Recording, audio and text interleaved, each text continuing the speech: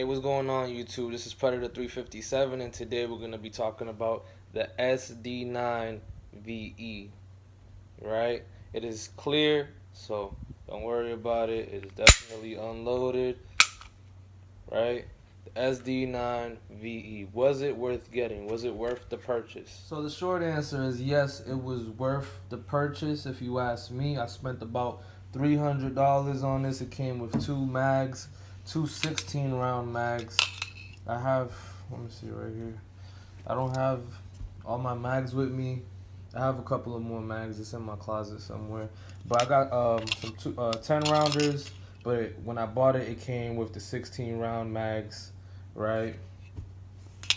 But yeah, spent about $300 for this gun right here. I bought it about 2 years ago. I think I ran probably like 400 rounds through it. And I think I only had like probably 2 hiccups with it. I think maybe it was a failure to eject, probably 2 failures to eject or something like that. Nothing serious. It was probably something that I was doing wrong.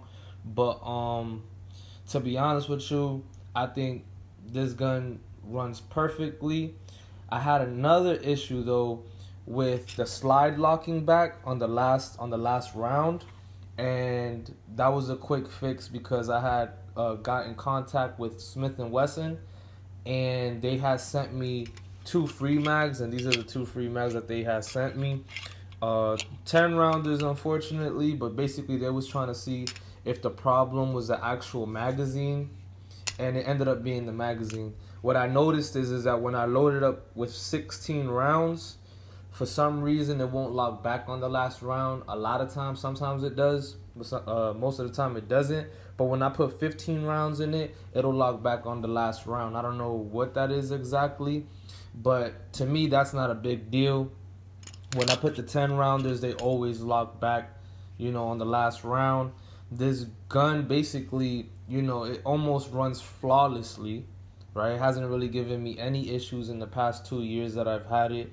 I ran, like I said, about 400 rounds through it, and 2 hiccups out of 400 rounds. That is not bad, especially for $300 that I paid. I know some people can get this gun for way cheaper than that, but hey, to me, $300 getting this type of quality firearm, definitely worth the purchase. I'd rather have this than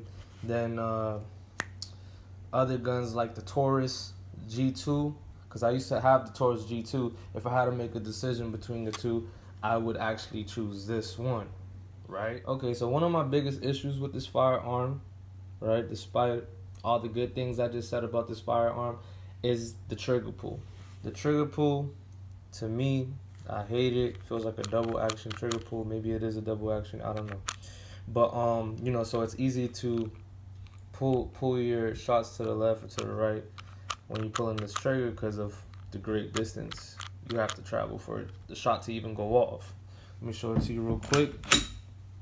Right. So it starts off right there. There you go. See the reset.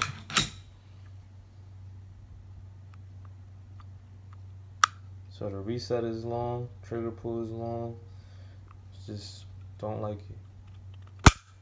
Do not like that trigger. But you can upgrade it with this right here. This is a trigger kit by Apex, and this one actually comes with the springs to lighten the trigger pull, because I think this is like an 8 or 9 pound, around there, like 8-9 pound trigger pull. I think this gets it down to like a 5 or a 4 with the springs in it. And then it comes with the Glock style trigger, has a trigger safety. So depending on how good this actually improves this firearm, if it's a great improvement and it gets it at least close to what a Glock trigger feels like, then there would be a small difference between this $300 gun and this $500 gun right here. Right, let me show you the trigger pull on that. All right, bear with me. So starts off right there, right? A little bit of creep, and then boom, right? Let's see the reset. Let's See how it resets. So then, boom.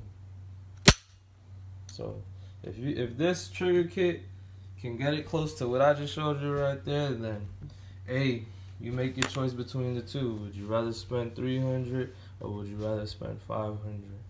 Alright, not saying that this is not built better than this, but it's not something you're gonna be able to notice when you're actually wielding the weapon, right? This one does feel a little heavier to me, and I know it has better parts in it. I know, if you look up the Gen 5 upgrades from the Gen 4, you'll know about the barrel, you'll know about all the little perks, the ambies, all that stuff. This video is not about that anyways, right? But yeah, that's my only complaint is the trigger pull on this gun. This gun has been working for me, almost flawlessly. So if you need a firearm, a great firearm, I always recommend the SD9 by Smith & Wesson. This is the SD9ve for the record. But yeah, those are my thoughts on the SD9ve. It's definitely worth the purchase if you ask me. Make sure you like, comment, and subscribe. Follow me on Instagram at _Predator357. And remember, never be the prey.